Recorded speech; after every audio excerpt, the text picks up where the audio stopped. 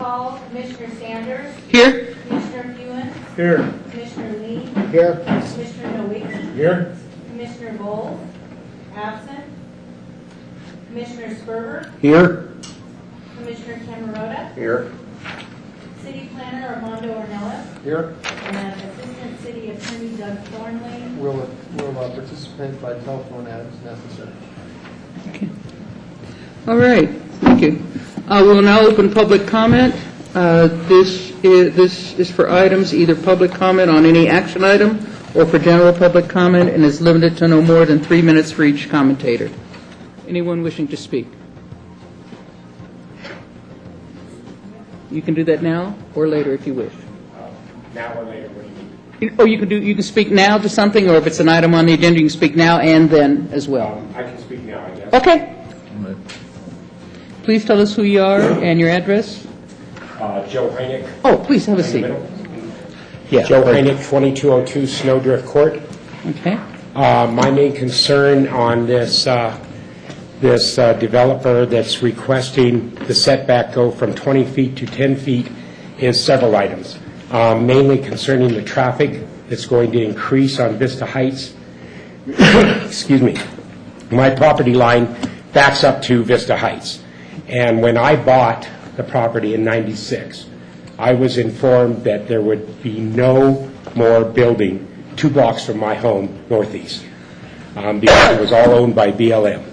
Since that time, hundreds of homes have been set up.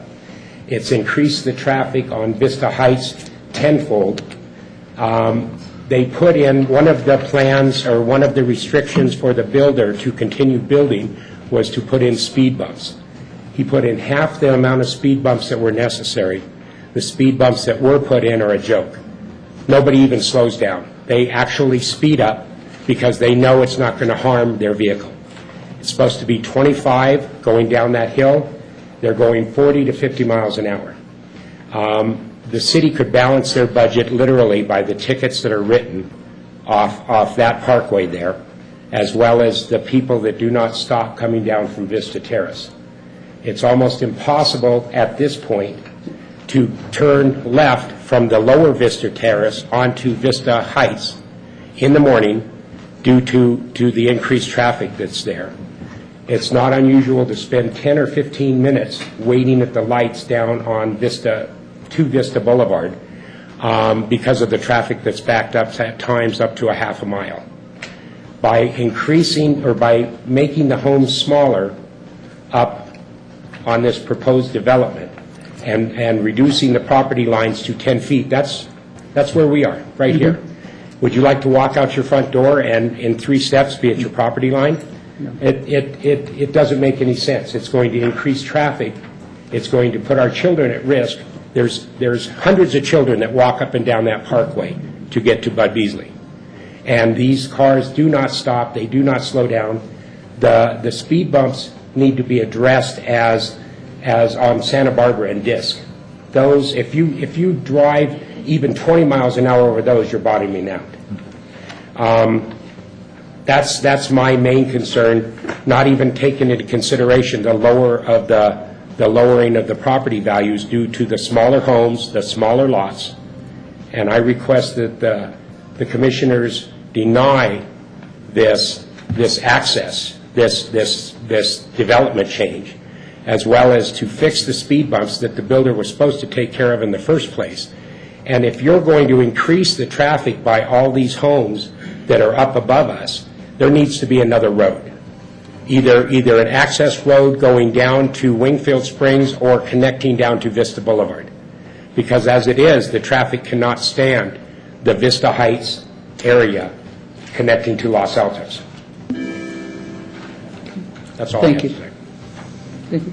Would you please fill out a comment card with the staff at the end of the comment? So Joe, if you wouldn't mind sticking around until item 12, probably all those questions that you spoke about would probably be answered. No, they're not going to be answered because I've dealt with this in the speed bump for years. Well, I mean, this is the developer that's going to be in here. It isn't the city of Sparks. The developer was supposed to take care of the speed bumps. I was going to say, well, if you don't want to wait, that's no, fine. that's but, fine. You know, but he was supposed to take care of those before he continued building 6 months ago. Thank you. Are there any other folks wishing to speak during public comment? If not, we'll close the public comment section, and we'll move on to approval of the agenda. An action to approve the agenda? Motion approved. Second. All in favor? Aye. Opposed? Motion carries. Next action item, approval of minutes. Move to approve the minutes as submitted. Second. All in favor? Aye. Opposed? Motion carries. Right now, any announcements or committee reports? Madam Chair, staff has no announcements or committee reports. Okay. Any informational items? No, we don't. Okay. All right. We will now move into our next section of public hearing items, and we will start with PCN 14016, Golden Triangle LLC.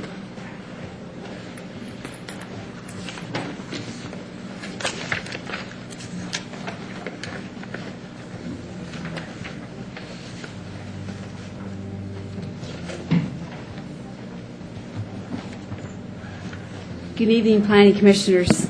Karen Melby, Senior Planner. Before you tonight is the consideration of and possible action on a master plan amendment to change the zoning land use designation for 4 dwelling units per acre to mixed use. And also in the application was a rezoning from agricultural to NUD, or new urban development. This property is located, here's Vista Boulevard. It's a triangular shape of about 43.8 acres at 6,000 Vista Boulevard. The rezoning application was not noticed, so the Planning Commission will have to continue the rezone to your next Planning Commission meeting. So tonight, we will only be reviewing the master plan amendment. This will not extend the timeline for the project at all. The current master plan for the property is 4 dwelling units per acre, which is this property here, and they are proposing to change it to mixed-use development. Subject property was reviewed as part of the Kiley Ranch Northwest Gulf Community Plan Development Handbook. A final handbook was reviewed in July of 2003. Residential density proposed in that handbook for the approximately 44 acres was proposed to be 4 dwelling units per acre, which is reflected in the current master plan designation, and a proposed number of units of 158 units. Though it was part of this handbook, the property was never rezoned to NUD because they wanted to maintain their agricultural exemption. The focus of the handbook was the proposed golf course, which was never developed, so the handbook was never finalized or recorded. The neighborhood meeting for the master plan amendment was held on May 15, 2014. No one attended that meeting. As discussed in the staff report, staff finds the proposed master plan amendment in compliance with the master plan amendment findings. Staff is recommending approval of the master plan amendment. As I stated earlier, there are 2 motions you'll need to make tonight. The first one is I move to forward a recommendation of approval to City Council with the certification of the master plan amendment for PCN 14016 based on master plan findings 1 through 4, and the findings as supported is set forth in the staff report. That is the exact wording that's in my staff report. The second motion is I move to continue the rezone associated with PCN 14016 to the next Planning Commission meeting. This concludes my presentation, and I'd be happy to answer any questions.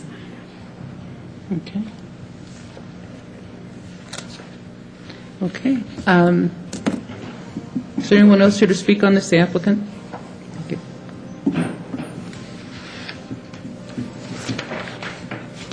Good evening. For the record, Melissa Lindell with Wood Rogers, representing the applicant. Karen did a great job of summarizing the application, and we're here to answer any questions. We know that we have to go forward with a handbook in the future, and that'll identify all the uses and the standards like a typical That's handbook. before any development or whatever can Yes. start out there? Okay. Yes. So with that, if you have any questions, I'd be happy to answer them.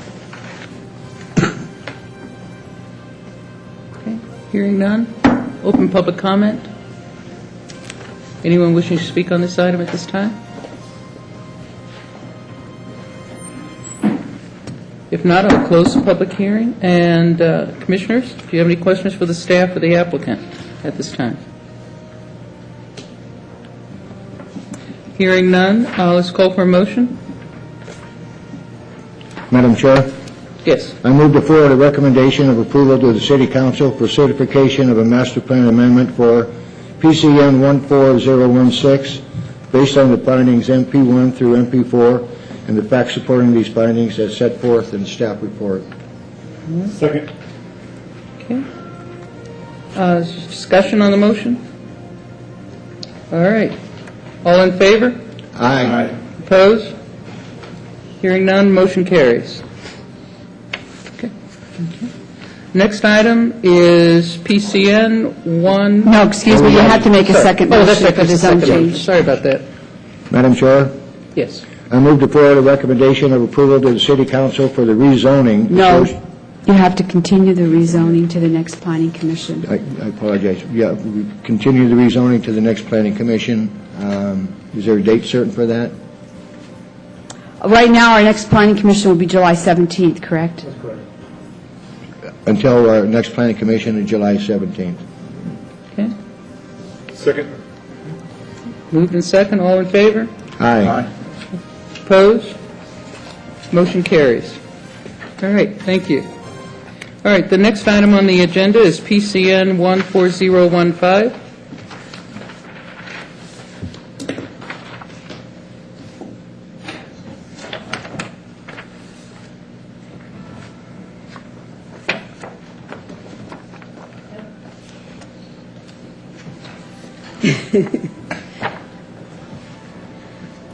Good evening, Karen Melby, Senior Planner.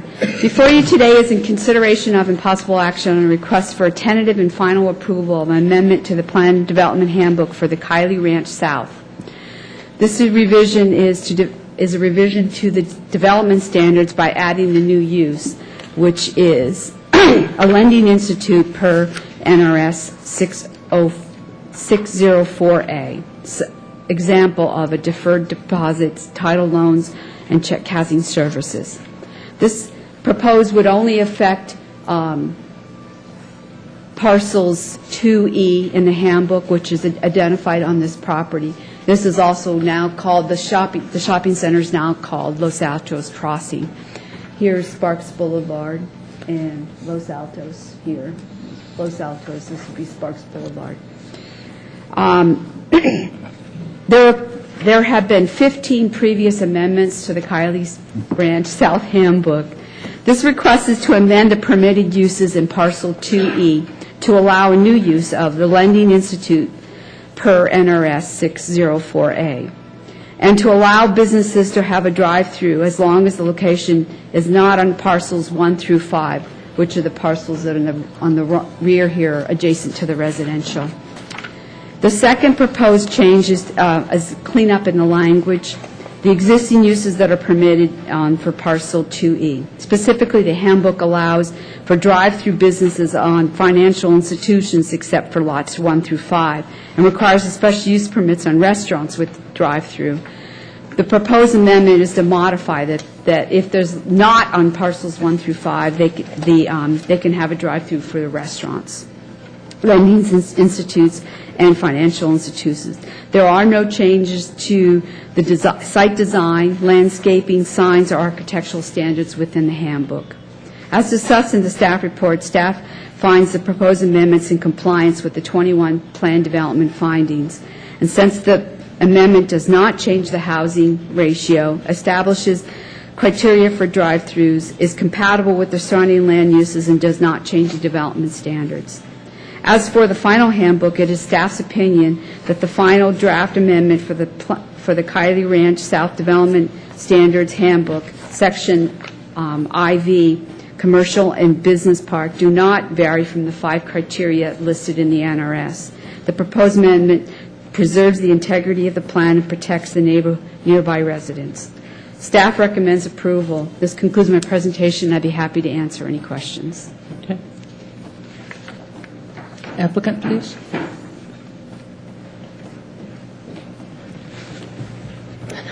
Good evening. For the record, Angela Foos with CFA representing the applicant. As Karen just described, this is basically a simple cleanup and in addition to a use within the Kylie Ranch South Handbook.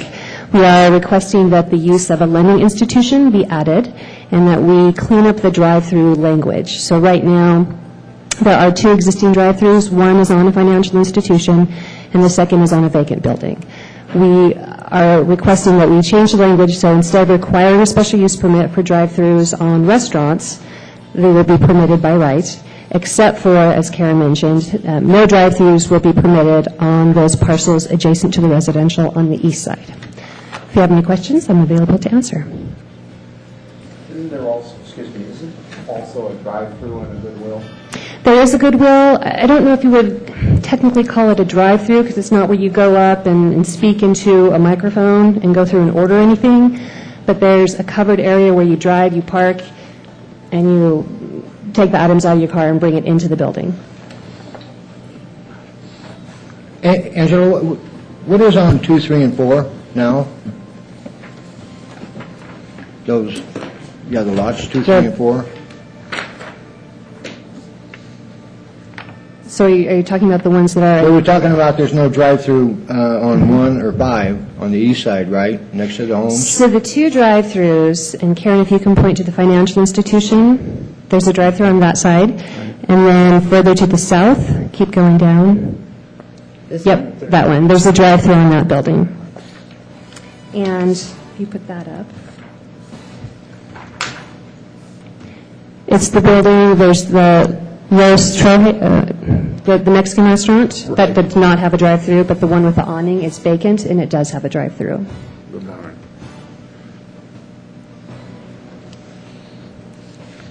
Okay. Any other questions? Not? We'll open the public hearing. Is there anyone present who wishes to speak on this item? Hearing no response, we will close that public hearing. Commissioners, do you have any questions for staff or applicant beyond what we've asked? Okay, hearing none, let's call for a motion.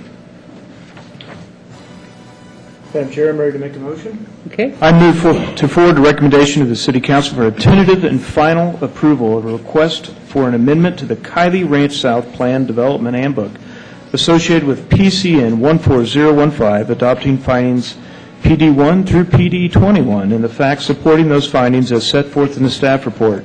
Because the request includes a final approval, the Planning Commission does not recommend that the City Council require a bond at this time, as stated in NRS 278A.490. Is there a second? Second. Okay, discussion on the motion. Hearing none, call for the vote. All in favor? Aye. Opposed? Motion carries. Thank you. Chair? Yes. Assistant City Attorney Doug Thornley is ready to join by phone. He was called away, but he's available to participate by phone. So Janet's going to get him on the line if you don't mind. Hold it for a sec. Sure.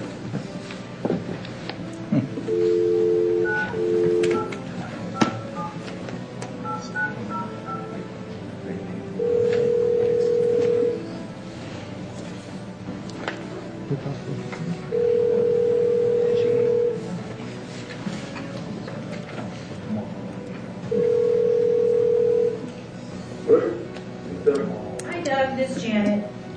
Janet, how are you? Doing good. Okay, so we're on item number 10 now, the code amendment. Okay. Okay. Welcome. Okay, next item is CA-3-09, City of Sparks. Consideration and possible action on an ordinance to amend Chapter 20.56. Again, Karen Balby, Senior Planner. Before you tonight is an amendment to an ordinance to amend Title 20.56, which is the sign section of the Sparks Municipal Code, to change the method for sign calculations, to add regulations governing digital signs and other items pertaining. The request is to amend Chapter 2056, the sign section. The amendment adds regulations on digital signs. It addresses administrative issues that staff have had in regulating the current code, which include calculating the maximum sign area of all types of signs, the 25% opaque requirement, and temporary signs. The City of Sparks was sued by the sign industry, requiring the city to adopt a new sign ordinance in 2002, which the United States District Court for the District of Nevada ordered the city to adopt a sign code which is content neutral. A content-neutral sign code is a sign code that only addresses the time, place, and manner. The current code does not distinguish between off-premise and on-premise signs, and the content of the sign cannot be taken into account. The staff established a stakeholder groups to work with this revised sign code. Staff had 3 workshops with the sign industry, 2 workshops with Sparks businesses, stakeholders, and met with local sign political action groups. The draft sign code before you tonight includes the changes and comments from these stakeholder workshops. The draft sign code adds new definitions for co-tendency, direct lighting, digital signs, flag, gross floor area, new illumination types, interactive signs, LED signs, illuminance, new modes of operation, and portable signs and tri-vision sign. The current sign code prohibits any roof signs. This draft before you tonight proposes an exemption if the roof sign is flat on the roof and is only visible from the air. This type of sign does not count towards their total allowable sign area. Under the prohibited section, Section 20.56.050, the draft sign code adds 3 new prohibited signs. No sign may imitate or resemble an official traffic signal, sign device, or other official warnings. The next is no interactive signs are allowed, which are digital signs that propose personal response to drivers or pedestrians as they're passing by the sign. And the third type is the last are that you cannot put signs on wind machines, cellular towers, or other equipment except for a logo not exceeding 8 square inches. In the current code, the numerous tables were confusing to use because it was hard to define which regulation applied to which type of sign. The draft sign code consolidates the various regulations, such as illumination, maximum sign area, and the number of signs, into one table for each type of sign. The first table is for the maximal area for building signs based on the percentage of gross floor area for the different types of uses, offices, business frontage for commercial and industrial uses, and for tourist commercials based on the percentage of the gross floor area. The second table is for monument signs. There is a set number and the size of the monument signs per parcel. And the last table in the draft code is for freestanding signs. The allowance for freestanding signs are based on the percentage of the site frontage. This makes the freestanding based on the size of the site. The new table increases the predictability of the allowable sign area and does not require a total tabulation of all the signs for all the entire site, but rather by business or site. In Section 2056-170E6, in the current code, requires a minimum letter size of 9 inches.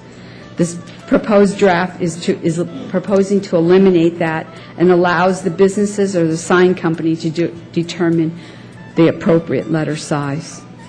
In Section 2056-170E8, currently requires a minimum of 25% opacity on each sign. This is being proposed to be eliminated, and it will hopefully be addressed in the way that we're recalculating the signs. The current code does not address the new sign technology and illumination, and the Section 2056-170F has been rewritten to address digital signs. The proposed sign code allows digital signs in zoning districts of general commercial, industrial, and tourist commercial, and also on public facility sites over 10 acres in size. The digital sign standards proposed allow shorter display times, establish restrictions on the maximum sign size based on the zoning district, regulates the brightness by foot candles, and includes spacing and operation standards. A constant display of 8 seconds at least 8 seconds, and a second change is proposed. This is an industry standard for digital sign. In C2 and industrial, 50% of the sign may not be more than a digital, and in tourist commercial, 75% of the sign may not be more than digital. Monument and special freestanding signs may have the entire sign as digital. The brightness standard proposed is 0.3 foot candles above the ambient levels, which is measured at the square foot of the area of the sign times 100 to determine the distance of the brightness, whether you measure with a foot candle meter. As proposed, the mode of operation prohibited for the signs over 32 square feet does not permit fade, dissolve, travel, message sequencing, or scrolling except for in the TC district. No video display, flashing, or blinking is permitted in any district. The proposed distance between freestanding signs is 200 feet, and special freestanding signs is 3,000 feet for digital signs. The draft proposes to eliminate the 2-day temporary signs in favor of a portable sign, which is a new sign type. The portable sign cannot be larger than 8 square feet and 4 feet tall, and can only be displayed during business hours and with some locational restrictions. In Section B of the temporary sign addresses all of the other temporary signs. Temporary signs may be displayed at the discretion of the property owner or the management company and are restricted to 2 per public entrance, not to exceed 8 per site.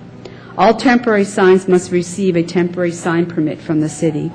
The applications will have a restricted time frame to display that sign. The maximum size of a temporary sign is 18 square feet, with the exception of an 80 square foot for leasing signs on a building. The sign calculation section has been moved to forward into the code to Section 110. This method, the draft proposes to calculate the geometric area of the signs and not the shape around the sign. This method calculates only if you have like a channeled letter sign, it will only calculate the individual letters as opposed to a box around the letters, which we do now. This is intended to encourage channel letters because the businesses could potentially have a larger sign if using channel letters rather than a cabinet sign. The draft proposes to allow the change of copy and plexiglass panels without a permit. However, any change affecting the structure or the electrical wiring of a sign will still require a sign permit. Non-conforming signs, the draft adds that a non-conforming sign cannot be changed to a digital unless the sign is brought into conformance with this code. There is an exception, however, that the replacement or enhancement of an existing digital sign may be done. Staff is recommending approval of this draft sign code. That concludes my presentation. I'd be happy to answer any questions. Open public hearing on this item. Does anyone wish to speak on this item? Seeing none, close the public hearing and move to the commissioners. Any questions for staff? Yeah, Madam Chair, I do. Karen, you talked about the temporary sign permits Yes. and temporary signs. What is a restricted time frame on those? You talked about a restricted time frame. It would be based on a calendar year, so at the most that they could have is from January to December, but they have to reapply annually for a temporary use permit. Okay. And then I want to compliment you and Tim and staff for the enormous amount of time you guys put into this. I mean, just reading through it, I'm glad we kind of got the packet early. I mean, you put a lot of work into it, and it's much appreciated. I know it had to be done, and I don't know how you couldn't really have gotten any thorough. You touched everything that I could ever imagine had to do with signs, so I want to compliment you and Tim and whoever else helped on that. Oh, thank you. You bet. Yeah, Madam Chair, I have a question. Yes. I was looking under prohibited signs, and it was mainly talked about traffic signals and different things. Is there anything that in the sign code that determines that what the content of a digital sign could have on it? No. We are a content-neutral sign code, so we can't look at the content of any sign, from digital to even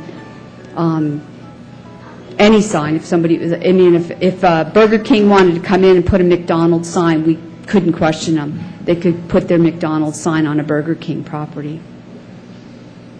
because we can't look at the content of that sign. We just look at the maximum areas of the sign and where they're placing the sign and make sure it's not in like the visibility triangle for the intersections and those kind of issues. Curious, with the dispensaries that we're talking about that are coming on board, will they be slotted into this code? The signage would be required by whatever district that they're being located. Yes. Mr. Camerata, a medical marijuana dispensary would, have to comply with our sign code, as Ms. Melby said, based on the zoning district they're located in. The state does have some additional regulations that have to do with signs, and in fact, the State Health Division has to approve the specific sign for any medical marijuana establishment. So, that will be a constraint on them that would be from a party other than us. Part of their licensing issue, Yes. presumably? Yes. Thank you. Are there other questions, comments, discussions for staff on this item? Do you think by cleaning this up, is it going to help the enforcement of some of the signs that we see around the city right now? That, maybe, I'm thinking about the things that maybe go out in the street with the wind and blowing, and I think it's going to put a little bit more teeth in the enforcement. With the temporary signs section, we are proposing that temporary signs have to be 1 foot for every height of that sign set back from the street, which that would help that regulation, because right now people are placing them, and we've had instances where these temporary signs are falling over into our right-of-way or onto the sidewalk. And with our proposal in this sign code, we were saying that they have to be, for every foot of height, they have to be set back a foot from the right-of-way. So that would mean that if they fall over, they wouldn't be falling into either our sidewalk or the street. So that will help that situation.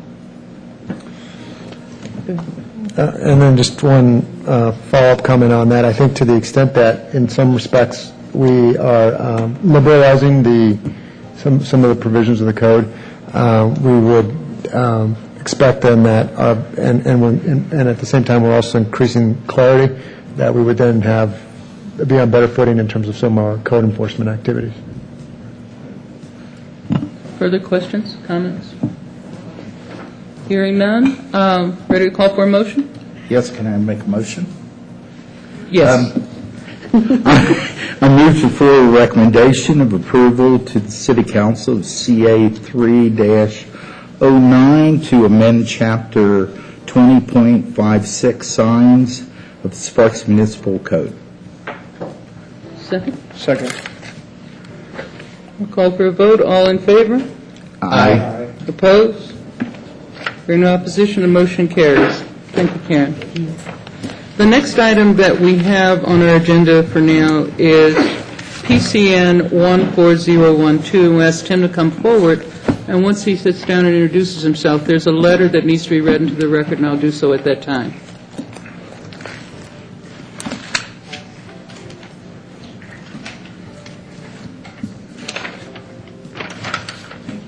Madam Chair, good evening, Planning Commissioners, Tim Thompson, for the record. For you tonight is a request. Tim, I want to read this letter into the record first. Okay. Okay. This was hand-delivered to Sparks City Clerk and stamped in on June 13th. It is from Arthur C. Strode, President, Sparks Masonic Building Association. The letter reads, Sparks Planning Commission, re PCN 14012. Dear Commissioners, subject notice, PCN 14012, has brought to our attention that the owner of this parcel, and in parentheses is APN 027-281-17, end of paren, is requesting rezoning from R-5 to PO.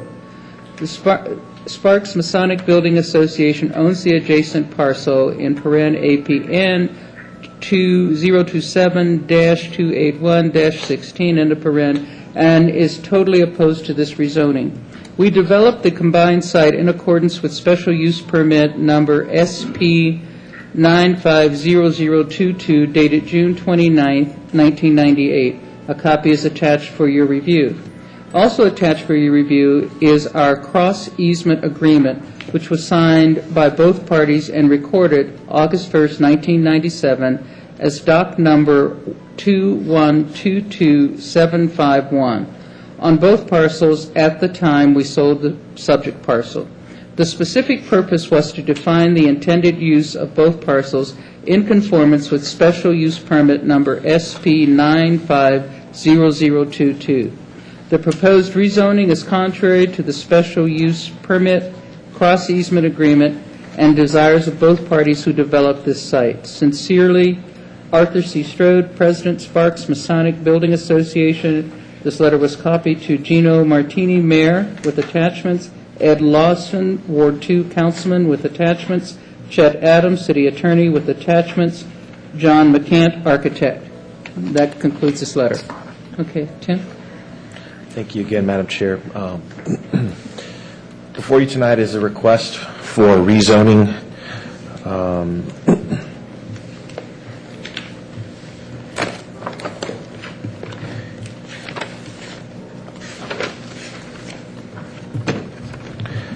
The staff report's not in here. Okay. This is a rezone request to change the zoning, I believe, on 1.6 acres. The site was originally developed in the mid-1990s under the R5 zoning. That special use permit SP 950022 allowed for the development of the site. It allowed for, allowed for the development of the site. It allowed for offices and clinics as a permitted use with a special use permit in the R5, and also allowed for the private recreation club and facility in the R5 with the special use permit. Associated with that special use permit, there obviously were several conditions of approval. Again, in 1999, there was another special use permit that was approved, which actually amended condition number 6, which specifically relates to the restriction on the hours of operation. The condition reads, and this is from the 95 special use permit, the hours of operation for the professional office building shall be limited to 7 a.m. through 6:30 p.m. Monday through Friday in order to share the 128 parking spaces on the property with the Masonic Lodge. And then the amendment in 1999 reads, the hours of operation for the professional office buildings except Building B shall be limited to 7 a.m. through 6:30 p.m. Monday through Friday in order to share the 128 parking spaces on the property with the Masonic Lodge. Building B will be allowed to operate 24 hours per day, Monday through Saturday, for a sleep disorder clinic.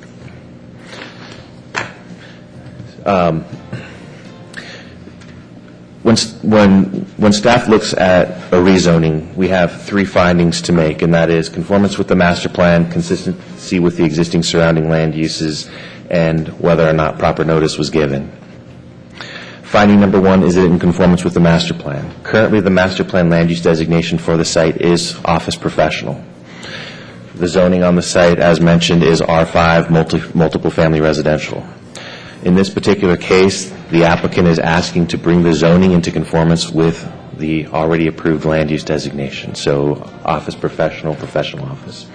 And then the second is this use consistent with the existing surrounding land uses? Well, I believe that was largely considered when the development was originally approved back in the mid-1990s. The proposal here is not to change what's taking place on the site, but it allow the property owner to take advantage of a couple of uses that they would not otherwise be allowed to do under the R5 zoning.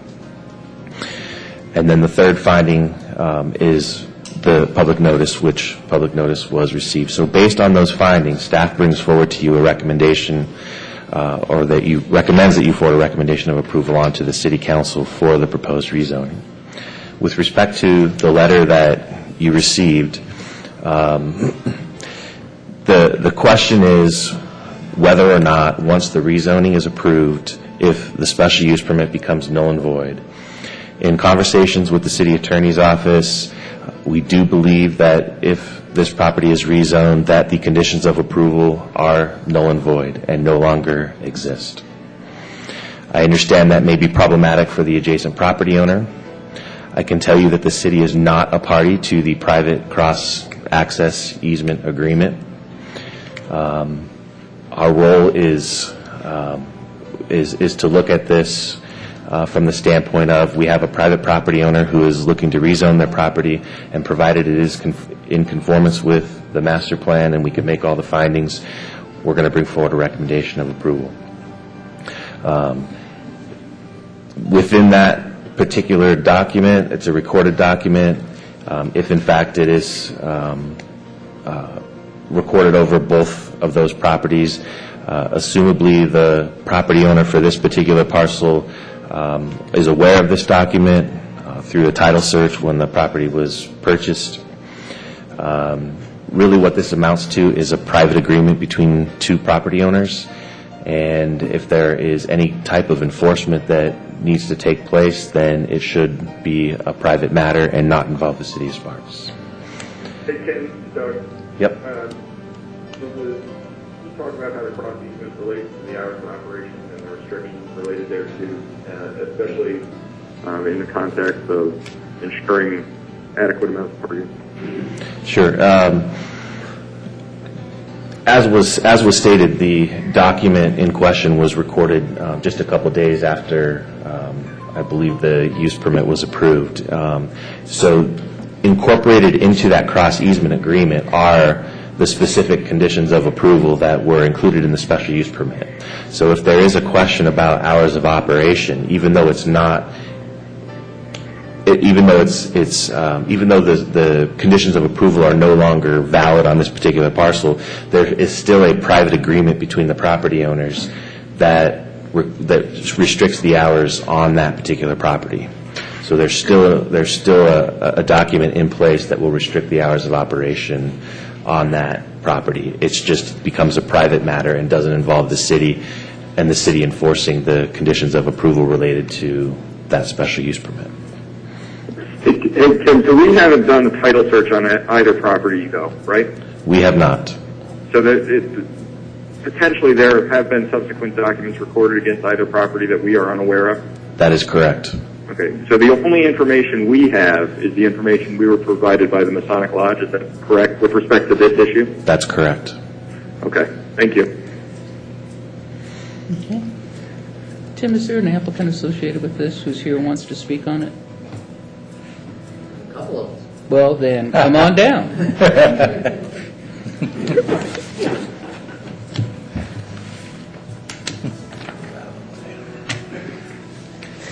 Good evening, Commissioners. My name is Marcus Clark. I represent the owners of this particular parcel. We are aware of the cross easement agreement. I can pretty much speak for them. I would say that we plan on honoring it. We have to maintain the Masonic Lodge parking. We have to seal coat. We have to strike for them. We do everything but flush their toilets for them, just about. So it's a sweet deal for them. And again, we are aware of it. And I don't think we're going to dishonor any agreement that we would have with them. We're just a little, it's kind of a mystery why this was multifamily in the first place. Maybe it wasn't that long ago. I was thinking maybe this was zoned in the 70s and Pyramid was a sleepy little, but you know, it's not going to be multifamily on a busy street like that. It certainly makes sense, like Mr. Thompson said, for it to be zoned correctly as a PO. That's our take on it. Okay. Like to speak? Ian Cochran with Stark and Associates. I do leasing for the property and also represent the owner. From a leasing standpoint, it just opens a few doors, and in our current leasing market with a high vacancy rate, any advantage to a property owner with high vacancy or not is greatly appreciated. It makes my job easier, and it allows the owner to take advantage of a few potential tenants that at this current time she's not able to do. I would like to make one more comment on the official notice, and up there on that board, 2405 is correct, 2415 is correct, but the other address is 2435. I have no idea. That must just have been a typo, but that's not even on the same block as far as I know. Marcus, would you have any idea why they oppose this rezoning? I don't. No, I kind of shocked. Obviously, they're not going to build any homes there. Right. No, I don't know. We get along good with the Masonic Lodge. It seems to work really well. They're primarily busy on Sundays, and we're not there. So it seems to be a pretty compatible, simpatico relationship. So I'm kind of surprised that that even came. Okay, thank you. So you lease to them? No. They own their own parcel. Okay. All right, hearing nothing else. Open a public hearing on this. Is anyone here who wishes to speak? Come on down.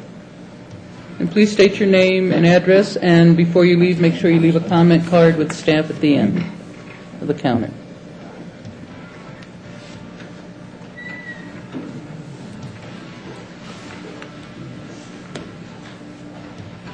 Thank you, Commissioners. I'm Charles Steiner. I'm a member of Wadsworth Lodge, and the Lodge is the principal primary owner of the building corporation, which owns the Lodge and the parcels adjacent. There is a map here if anyone is not familiar with the site. Can you put this up here? But our corporation built the Lodge Hall and the parcel on the subject northwest corner, as you see up there, in accordance with the special use permit, which has been named, and you received a copy from us. I'm not aware of the amendment, and we do flush our own toilets, sir. The existing building density on the combined site was achieved by using shared parking, as approved in that special use permit. When we sold the subject property, the 3 buildings on the corner down there, this cross-easement agreement was drawn, and it was recorded as the document number you read against both the properties. The document enumerates all the conditions that were in the special use permit, including specific guidelines as to the shared parking, hours, and days of operation of the existing professional office buildings. We are totally opposed to this zoning on the parcel, and we see no reason why it is needed or what would be accomplished that is not already there.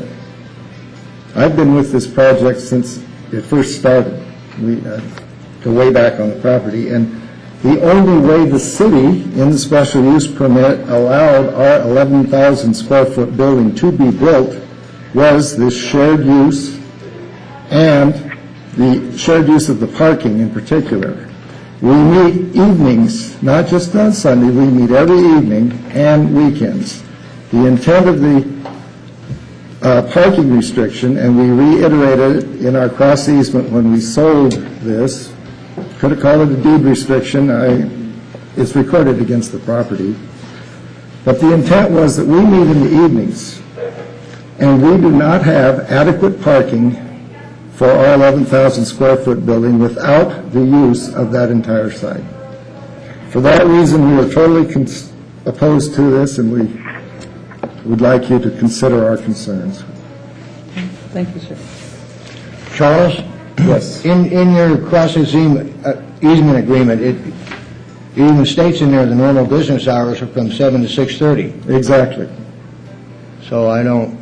Well, I just heard him say that there was an amendment and it extends to a 24-hour operation on one of those buildings, and that is not the intent of the project as was approved by the city originally.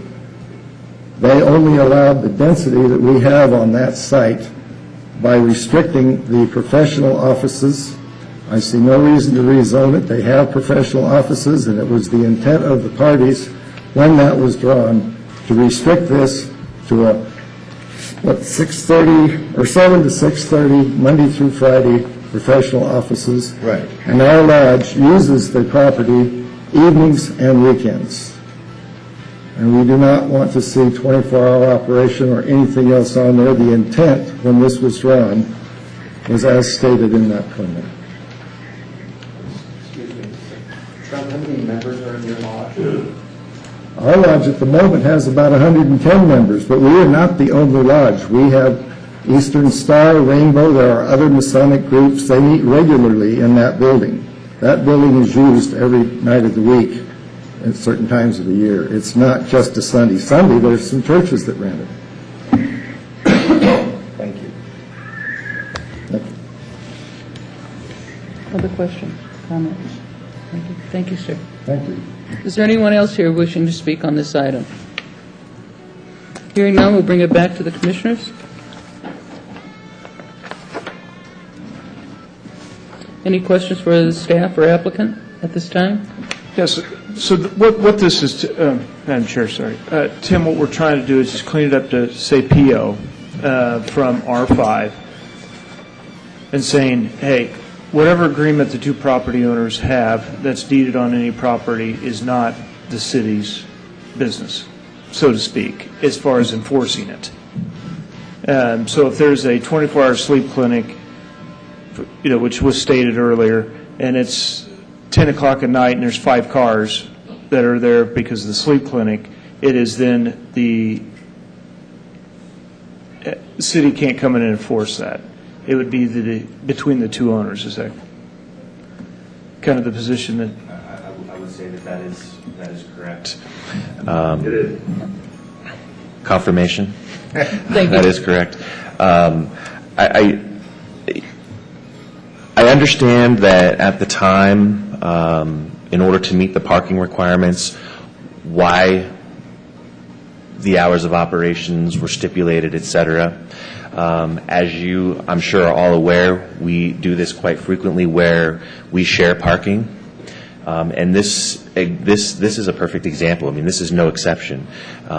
Would we have the density and intensity on those two parcels today if they were required to individually meet the parking requirement? Probably not. So this is a good thing because it's a better efficient, a more better way. Yeah, it's a more efficient use of land.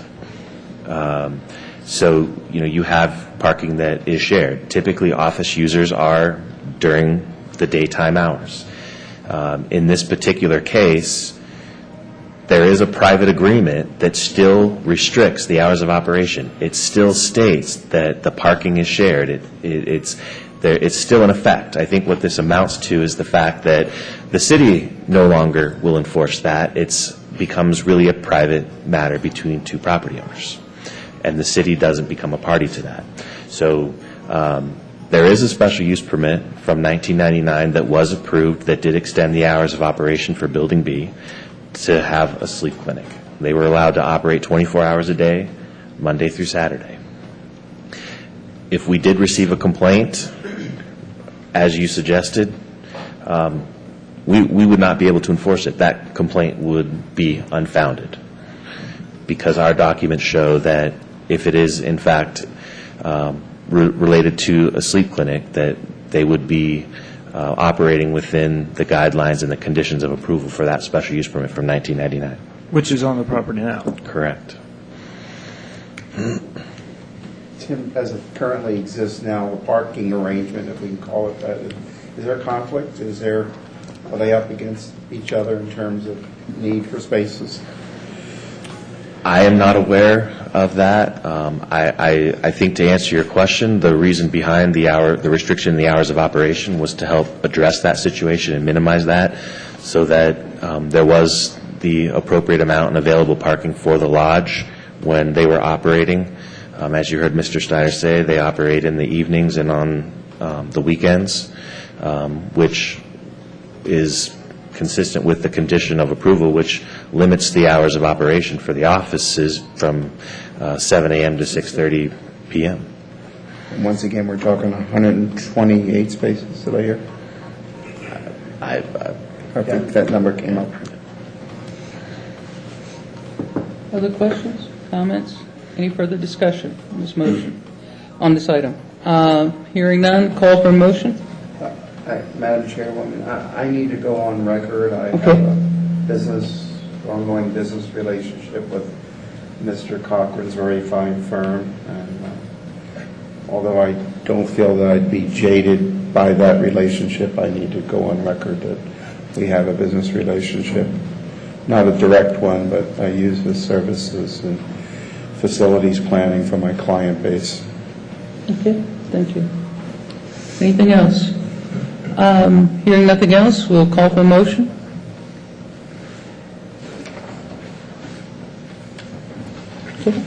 Madam Chair, I move to forward a recommendation of approval to the City Council for the rezone request associated with PCN 14012 to change the zoning on 1.6 acres from R5 multiple family residential to PO professional office, adopting findings Z1 through Z3 and the facts supporting these findings as set forth in the staff report. Is there a second? I'll second it. Okay, it's been moved and seconded. Is there discussion on the motion? Hearing none, all in favor? Aye. Opposed? Any abstentions? Motion carries. Okay, thank you. The next item before us today is PCN 14, make sure I get them all right, 14014, Corona Miramonte LLC.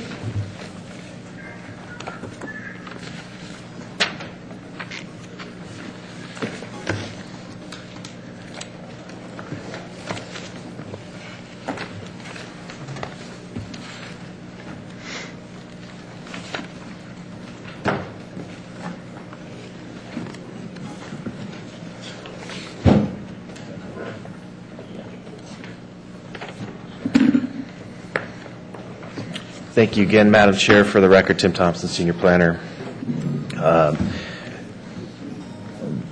Before you is a request to amend the Miramonte Plan Development Handbook. Thank you.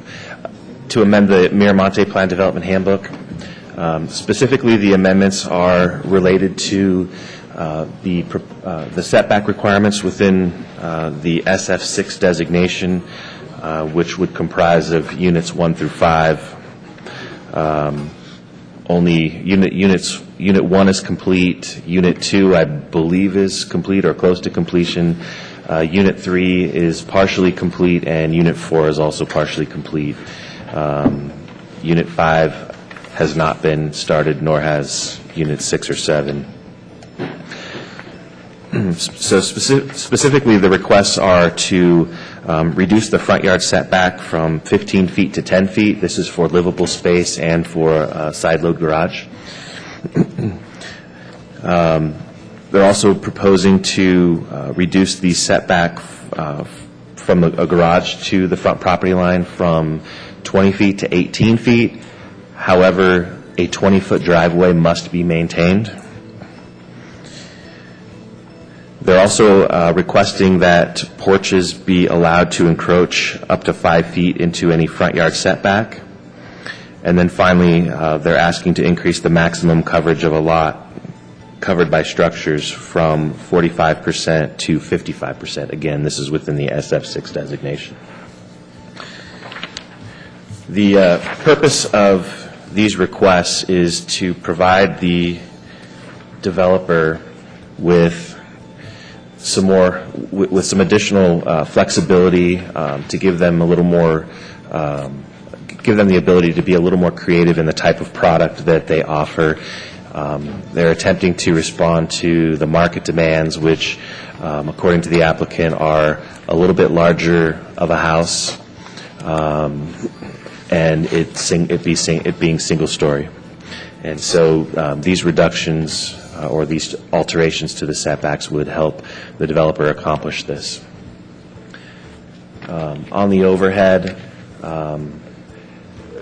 I wanted to throw this up there to show the commission the situation with the right-of-way and the property lines in particular. So you can see on the east side of the street, the property line is effectively at the back of the sidewalk. Because these are aerial photos and the photos are taken at an angle, there is a little bit of a skew. But for all intent and purposes, the property line is right at the back of sidewalk. Directly across the street, you can see that the property line is about 2 feet behind the curb. And so in the case of the west side of the street, by reducing a 20-foot setback for the garage would essentially push this house farther back. By reducing it to 18 feet, but still requiring a 20-foot driveway, that should help to avoid any issues where we have vehicles that are hanging over the sidewalk, obstructing the sidewalk in the public way. But it allows that setback to be 18 feet. So one of the goals is to try to take advantage of as much backyard space as possible. Again, one of the, in response to what buyers are looking for today, a nice, big, usable backyard. So it provides them the flexibility to actually really keep the house where it is versus pushing it back 2 feet. So they would pick up 2 feet in the rear yard, theoretically. So it's a situation that doesn't happen on every lot in the development, only in certain areas. It is throughout the entire development, but as you can see, just across the street, this side, back of sidewalk, this 2 feet. So that would help the developer address the front yard setback issue and the fact that in some cases the actual property line is set at least 2 feet behind the back of the sidewalk. The proposed changes to the setbacks were really derived from the city's design standards manual.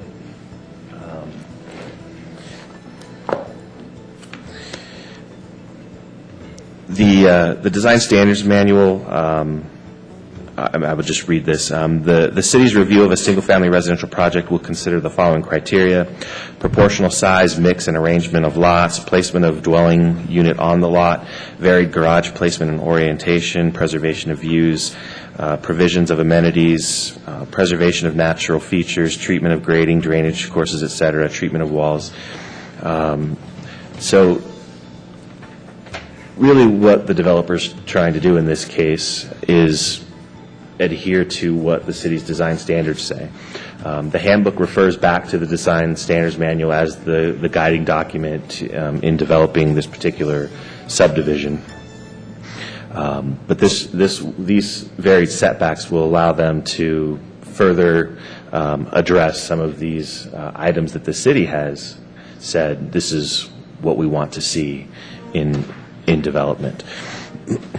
I know that at the study session the other day, the concern over the front porch extending up to 5 feet into any front yard setback area. So in the case of this scenario here, a porch extending 5 feet into the 10-foot front yard setback area puts the porch at 5 feet from the back of sidewalk, potentially. If we look at the design standards manual, and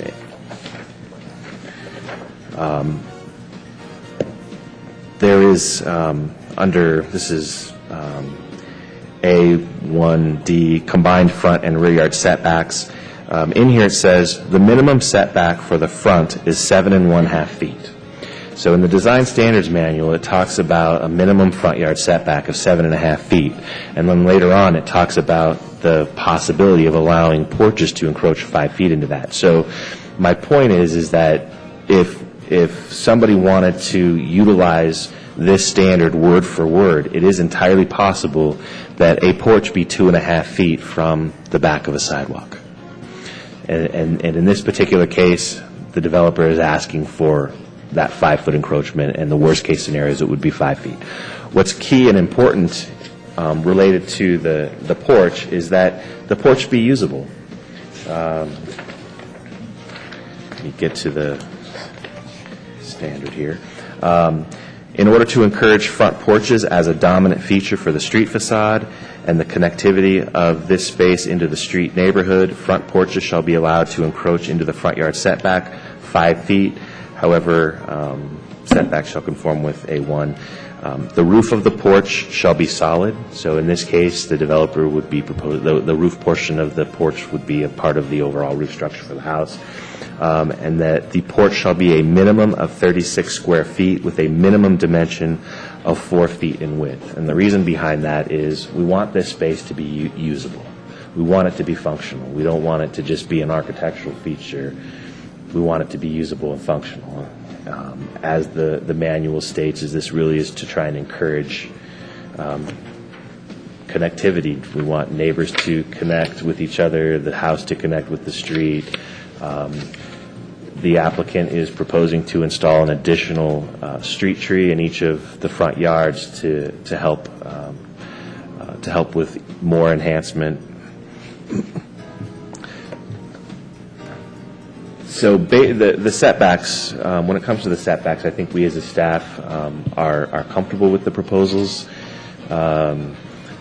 They're, for all intent and purposes, right out of our design standards manual as the type of development that we want to encourage. It gives the developer a little more flexibility in the design of their product type to respond to the market demand. The final request was to reduce the maximum coverage of lot by structure from, did I say that right? To increase the maximum coverage of lot by structure from 45% to 55%. Again, worst case scenario on a 6,000 square foot lot, a 10% increase is 600 square feet. And understanding what it is the developer is trying to accomplish, I can tell you that staff spent a great deal of time thinking about this and running different scenarios as to potential unintended consequences. I can tell you that based on information provided by the applicant, they could make do with 50%. They figure that worst case scenario on a minimum 6,000 square foot lot with it's a 2,184 square foot house with a 620 square foot garage, 66 square foot porch, and 150 square foot patio, total square footage of 3,020 square feet. That gets them to 50.3%. So they could make do with 51. However, one of staff's concern was, what if a property owner wanted to add an additional patio cover off the back of their house, like many folks do? That would count. That would be calculated into or count towards that particular calculation. And so I think staff felt a little more comfortable with the 55% because it gave property owners the ability to at least have a little bit more patio cover if they so chose. Or a shed. A shed would also factor into that calculation. So it would be entirely conceivable that all of the square footage be taken up with the home, and somebody erects a shed that's 120 square feet and they don't need a permit, they've unknowingly violated the law. And so just as I think more of a safety net, staff, I think, felt more comfortable with the 55%. And so, and again, I think that was the worst case scenario, was 50% lot covered by structure, and that's on a 6,000 square foot lot. Not all lots are 6,000 square feet. And really what it amounts to is this would come into play maybe on a third of the lots that are out there. I think most importantly for staff, when we look at builders that have come in over the last couple years and picked up lots in a subdivision that was half built out, staff's primary concern has been continuity. How do we maintain that continuity through the neighborhood? We all know that these homes took a significant hit in their property values. Things are getting better. Property values are starting to rise. But how do we maintain that continuity? And I think that allowing a little bit bigger of a house and footprint and allowing this flexibility in the setbacks will help to enhance and provide more creativity and more continuity in the neighborhood. So staff is recommending that you forward a recommendation of approval on to the City Council. Staff has been able to make all of the applicable PD findings, particularly finding PD 21. We don't believe that this amendment changes the intent of the handbook, and I'd be happy to answer any questions. eventually with the increased footprint? Is there any estimate of how many? Additional houses would come on that 83 acres. This proposal does not include additional units. This particular plan development, I can tell you, because as the staff planner for this project, back when the handbook was first written, we were very specific in how we went about about the development of this particular parcel. There's over 800 acres total, and a lot of it is slope and hillside, and so what we tried to do was cluster the homes to maintain as much open space as we could. As I'm sure most of you are aware, plan developments require a minimum of 20% open space, and I believe this development far exceeds that. I want to say it's like 50 or 55% remains open space. So this proposal does not include an increase in the number of units. This doesn't change. They are approved for 996 units. 986 units, and they're not proposing to increase that. And so all of the traffic studies and everything that went into the overall development is still valid. That's not going to change. I stand corrected that later in your report you addressed the number of houses. Stand corrected. Thank you. Is the applicant present? I'd like to speak, please. Come on down. For the record, introduce yourself. Good evening again, Melissa Lindell with Wood Rogers. I have with me John Schroeder, who's representing the development. I think Tim explained the project well and went through one of the points that I wanted to make, that was that this project was approved in 2005. It is 831 acres. There's 555 acres of open space, which is over 50%, and there was 936 lots approved. The project was approved with the handbook regulations, and there were 3 categories in the development: 6,000 square foot lots, 7,000 square foot lot minimums, and open space. So this proposal does not change the number of lots that have been approved, nor does it change any of the existing lot sizes. This particular proposal only affects the lot sizes that are in the minimum 6,000 square foot area.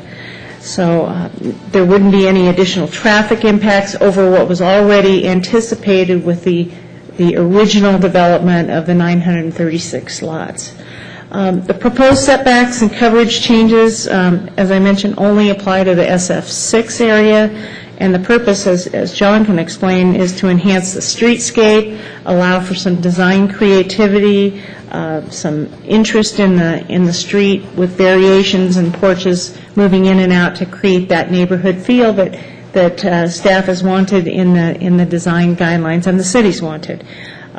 I think the key thing here is the driveways would remain at 20 feet, so there wouldn't be any impacts of cars hanging over the curbs or cars accelerating in too short of a distance out into the street and creating any kind of hazards, because the 20-foot is the standard. The expanded coverage would mean that the homes could be larger, not smaller, and I think the intent is to have those setbacks and those variations so the backyards could be as large as possible. So with that, I know John might have some comments, or you might have some questions for him, but we ask for your approval. Members of the Planning Commission, my name is John Schroeder. I'm with Ryder Homes. I wanted to show you 2 things. I wanted to show you a map of the site. Which way is that?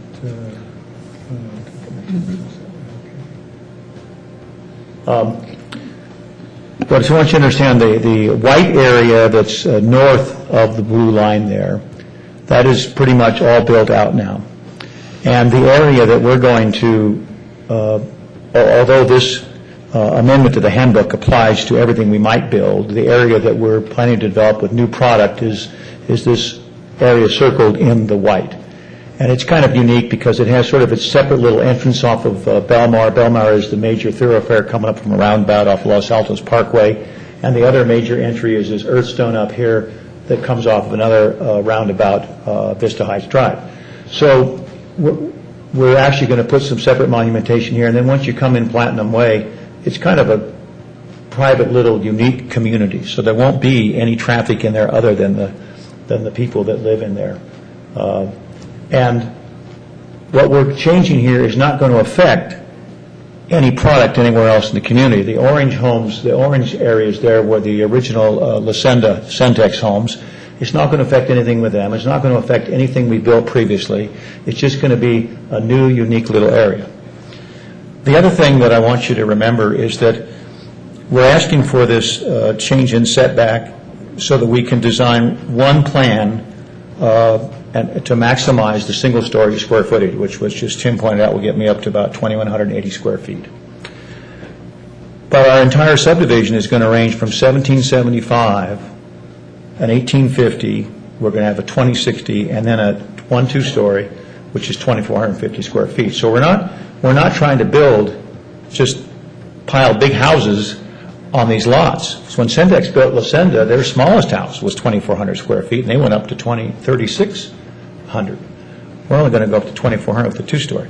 Now, the smaller houses, I don't have to bring the house all the way forward to the shorter setback. You know, the Plan 1, which is 1775, I will probably set that at 15 foot, which is our current setback. What this does allow me to do is have one plan that I can build a bigger single story, and I can also vary the streetscape a little more. Right now, we do have to pull our houses all the way forward to have a decent-sized backyard. With this new setback requirement, I have to pull the big one forward, but the other ones I can fit somewhere in between, so as you go down the street, you won't see all these houses lined up with about the same setback. So it just gives us a lot more flexibility. And remember, this big house, it's one of 5 plans, so it's 20%. It will probably sell a little bit better. So it only represents 30% maybe of the homes. The rest of the homes, 70%, will be these other homes that don't need this much setback. And there was another point, but I can't remember what it was. The other thing is, this is an issue on a 6,000 square foot lot because that's the minimum, so we have to design for that. In our first phase, our average lot size was 75, 73. In our current phase, our average lot size is over 8,000. So we've really we're probably going to run somewhere, I haven't done an average for these lots here, but I know they're going to be in the 7,000 to 7,500 square foot range. So we're going to still have a very small coverage of the average lots with the typical structure. I'm available for questions. Any questions, comments, discussion? Okay, thank you. We will now open it to public hearing. Is there anyone present who wishes to speak on this matter? Hearing none, seeing none, we'll bring it back to the commissioners. Questions? Comment? Yeah. You know, I want to, maybe, John, if you want to come back up real quick. There was one of the residents out there came in earlier and spoke up at the public hearing earlier and brought up some points. I don't know really whether it has a lot to do with this motion or not, but maybe you could answer it. Okay. And one is about speed bumps. I'm not quite sure on what road he was talking about, but they were talking about in the development there were supposed to be pretty good-sized speed bumps, and what apparently is out there now, you can just drive right over them at 25 miles an hour, and there's hardly any bump in the road. Could you address that? On Vista Heights Drive, which comes up, there's a roundabout at Los Altos Parkway and Vista Heights Drive. Coming up to the entire Miramonte community, it was a requirement to install speed bumps.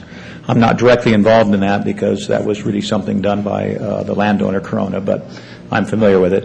And I think it was when we reached a certain point of development or something that was tripped. Corona worked with the city staff here probably for a year to determine, first of all, did they still want them? It was a condition of approval. They actually took a survey of that area where the speed bumps are to see if the people wanted them, and the consensus was they did. So then they worked with city staff to design them, and they put them in accordance with that staff. They're in there now, they're marked. You know, they're more of a speed hump, so they're supposed to reduce your speed. You can't go over them that fast, but you don't have to go down to 10 miles an hour, and that's what that's the design the city came up with. So Okay, so that was the city's design? yes, that was the Okay. city's design. Everything was done in coordination and with the blessing of the city, primarily the city engineer. Good, good. Was there any more? What's the speed limit up Belmont? That's a good question. I don't know if there's a speed limit sign up there. No, don't see any. I'll check on that. Maybe there should be one. I don't know. They zip up there pretty good. Yeah, and zipping down really good. Yeah, Because real good. you got to put your car in first gear, or you're going 40 miles an hour before you know. Earlier in public comment, the speaker mentioned the impact of traffic, and that right now it's difficult to get in and out of that area, and that the addition of these houses would only compound that. Can you speak to the traffic patterns and what's happened with traffic? And Well, as Tim mentioned, we're not adding any houses from the original design, and so all of the roadways were designed to accommodate the traffic at the ultimate build-out, which this this will be the ultimate build-out of the current Miramonte. I think there's some future stuff way to the east, but everything that's been kind of initially in our plan is this is the current Miramonte. Now, originally, the traffic came in on Vista Heights Drive because all the development was more off that park up there, and so everybody came in there. The main entrance was intended to be Belmar, which comes in at a roundabout earlier on Los Altos Parkway. I go up there regularly, any time of day. I don't see a lot of traffic. I honestly don't think there's any kind of traffic issue. And as I said, those roads were designed to accommodate this traffic. I don't think that's any kind of an issue. there was a family that came prior to the meeting, and I will say that they were a second language speaking family. And we had some concerns about the drawing, and their concern was that with the building of these new homes, they were going to lose their home as if it were going to be torn down. And Commissioner Lean and I assured them that that was not going to happen. So I'm glad you're saying that. These are because all we already vacant told them lots. it wasn't. All the homes up there are staying as far as we're concerned. All right. And as I said, this area is kind of unique by itself, so it's really not going to have an impact on anything that's been built so far. Okay. I also instructed the family if they had any further questions, they could call you, Tim. Okay. If I may, Madam Chair, just to, Mr. Schroeder is correct as far as the speed bumps go. There was a condition of approval placed on the tentative map related to traffic calming devices. There is a process that the city has to determine whether speed bumps or traffic calming is warranted. In this case, the developer did go through that process, did work with city staff, myself included, our transportation manager, John Erickson. That was quite a lengthy process. There was a survey done. It was the consensus that the speed bumps were wanted, and so the speed bumps were constructed in accordance with city standard. Also included in that discussion is the fire department, because they are responsible for emergency response, and as I'm sure we're all aware, speed bumps can hinder that in many cases, and so the fire department also played a role in the appropriate type of traffic calming device. Any other questions, comments on this item? If not, call for a vote. Any discussion? Call for a motion?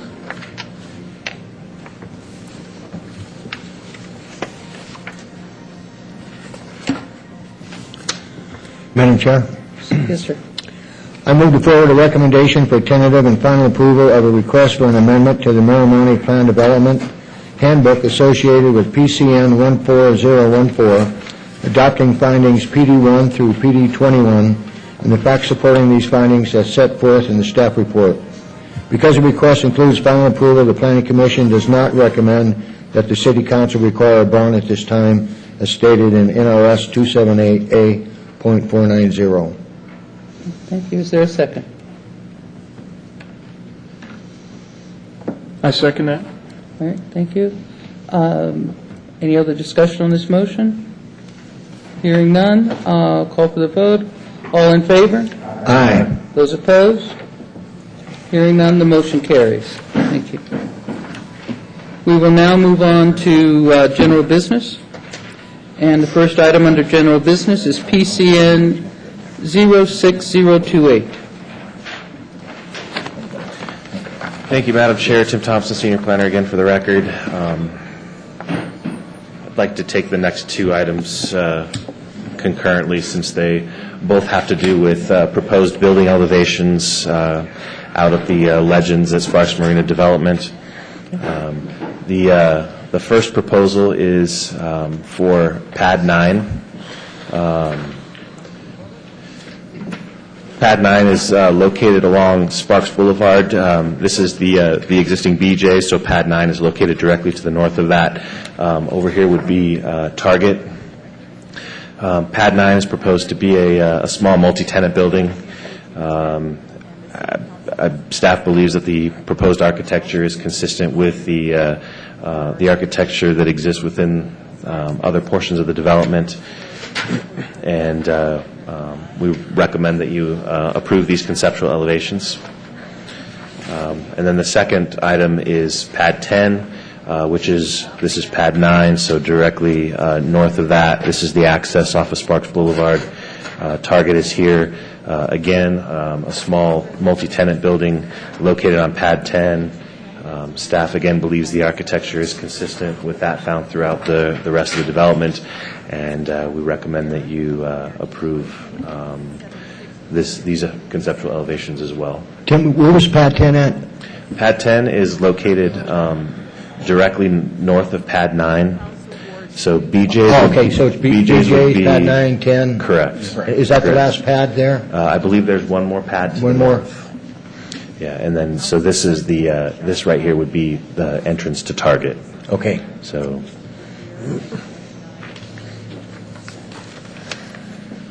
I'd be happy to answer any questions you have. Is the applicant here?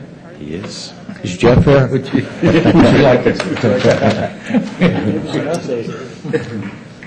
No, I don't expect you to, Jeff, but I'm kind of curious. Can you give us any kind of an idea what is going to be on Pad 9? On Pad 9. Jeff McMahon, Red Development, Overland Park, Kansas. Pad 9, I can tell you 2 tenants in Pad 10. We're working with 3 tenants in Pad 9 that we do not have signed leases with, so I can't announce that. I can tell you that there's a drive-through, and it's a food and beverage user on the Sparks Boulevard side, and then on the one on the other side is we're talking to 2 different retailers. Really good retailers. We're excited to have them there. Pad 10, we have a signed lease with a company called Pack Dental, which is a dental operation, a national dental group. And then on the north side of Pad 10 is a drive-through for Jimmy John's. Okay, very good. Thank you, Jeff. I appreciate that. Other questions, comments? It appears we have 2 items here. One is directed at Pad 9, the other is at Pad 10. We should take these as separate entities? Correct, please. And although they have the same number? Yes. Okay. All right. So on PCN 06028 related to Pad 9, do I hear motion? Madam Chair, Yes. I move to approve the architectural building elevations for Pad 9, Zone D, in the fulfillment of the requirements set forth in the Legends at Sparks Marina Plan Handbook associated with PCN 06028. Second. Okay. Any discussion? Call for the vote. All in favor? Aye. Opposed? Hearing none, the motion passes. We will now entertain the second motion, which relates to Pad 10. Madam Chair, Yes. I move to approve the architectural building elevations for Pad 10, Zone D, in the fulfillment of the requirements set forth in the Legends of Sparks Marina Plan Development Handbook associated with PCN 06028. Okay. Is there a second? Second. Okay, any discussion on this? Hearing none, I'll call for the vote. All in favor? Aye. Opposed? Hearing none, motion carries. All right, we are now on to public comment. Anyone in the public? Seeing no public, I assume we can move on past that one. Comments from the commissioners? Hearing none, and move for adjournment. So moved. Second. Anyone opposed?